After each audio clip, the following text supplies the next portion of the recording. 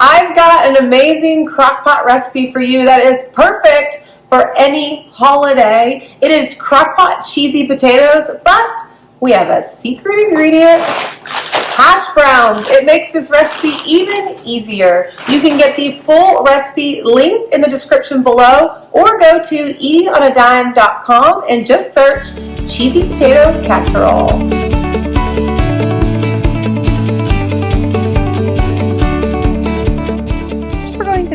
With a 6-quart slow cooker.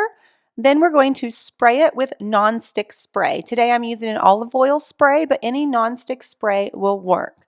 Then we need to cut a half of an onion. Well, we're going to cut a whole onion, but we only need half of it.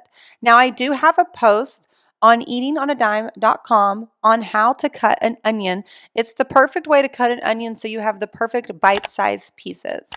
We're going to begin by slicing after we have cut it in half, but not all the way through. I like to hold it together when I do that. Then we're going to turn the onion so that way we can then cut the onion the opposite direction. But you want your blade to follow the curve of the actual onion instead of just doing it straight.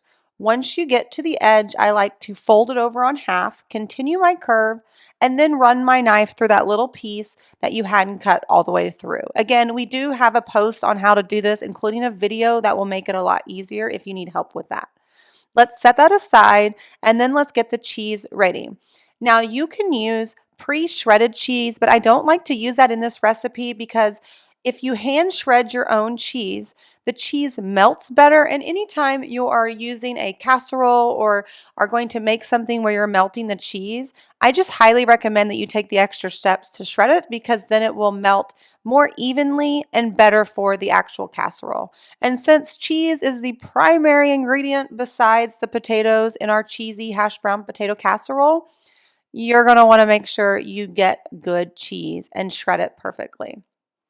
Then we're going to, in a medium-sized bowl, we have 1 can of cream of chicken soup.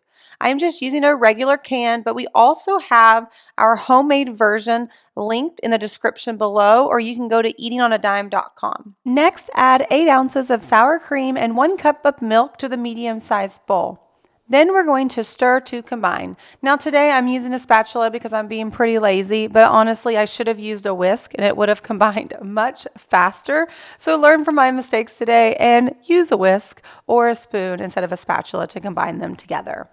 Once that's finished, it's time to add in the onions and the frozen hash browns. Now today I'm using shredded hash browns, but you can also use the diced kind if you would like as well. Make sure you bang it up on the counter a little bit to break apart all the pieces that might have frozen together because you want it to mix really well. Add it into that bowl and then we're going to stir to combine. This might feel like it's going to take a little bit, but that's okay. We're going to get it all together. And then we're going to add in about 1 cup of cheddar cheese. I'm just guessing and doing about half of the cheddar cheese that we beautifully hand shredded so that way it'll melt perfectly together. Now we're going to stir to combine this completely all together in the bowl. And as you will see, it will be very, very thick, and that is okay. That's exactly what you want before we add it into the slow cooker.